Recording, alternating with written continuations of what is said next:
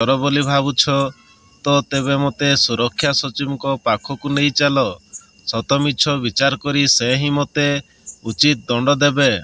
ଏକଥା ଶୁଣି ସେ ଆହୁରି ରାଗିଗଲା ଓ କହିଲା, ତୁ ମୋତେ ଆଇନ କାନୁନ ଶିଖାଇବାକୁ ଏଠାକୁ ଆସିଛୁ, ନୁହେଁ? ତାପରେ ଦୁଇ ଧକ୍କା ଦେଇ ତାଙ୍କୁ ସେ ସେଠାରୁ ବାହାର କରିଦେଲା।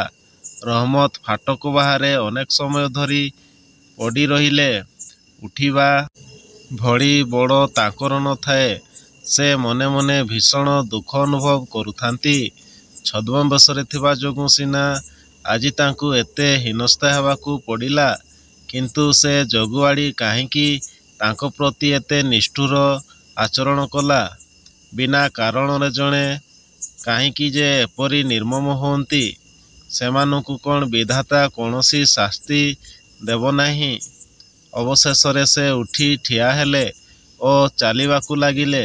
ସେଠାରୁ ରହମତ ଆସି ଇଆଡ଼େ ସିଆଡ଼େ ଟିକିଏ ବୁଲାବୁଲି କରି ନିର୍ଦ୍ଦିଷ୍ଟ ସମୟରେ ଓ ନିର୍ଦ୍ଦିଷ୍ଟ ସ୍ଥାନରେ ଯାଇ ପହଞ୍ଚିଲେ।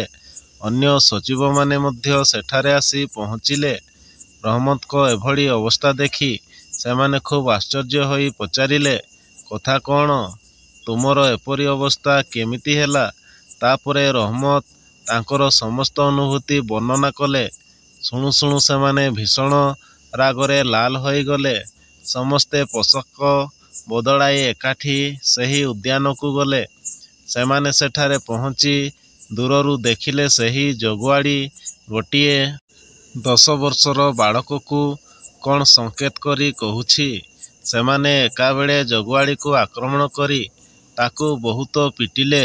ଏପରି ପିଟାପିଟି ଦେଖି ସେହି ବାଳକଟି ଭୟରେ ଥରିଥରି କହିଲା, ହଜୁର, ମୋ ମାମୁଁକୁ ମାରନ୍ତୁ ନାହିଁ। ସେ ଚୋରି କରି ଯାହା ସବୁ ଆଣିଛି ସେସବୁ ମୁଁ ଦେଇ ଦେଉଛି। ସଚିବମାନେ ସେହି ବାଳକର କଥା ଶୁଣି ଖୁବ୍ ଖୁସି ହେଲେ ଓ ପଚାରିଲେ, କାହିଁ ସେ ଜିନିଷ? ତାହା କେଉଁଠି ଅଛି? ଶୀଘ୍ର କହ। ବାଳକଟି ସେମାନଙ୍କୁ ଉଦ୍ୟାନ କୋଣରେ ଥିବା ଏକ ଫୁଲଗଛ ନିକଟକୁ ନେଇଗଲା।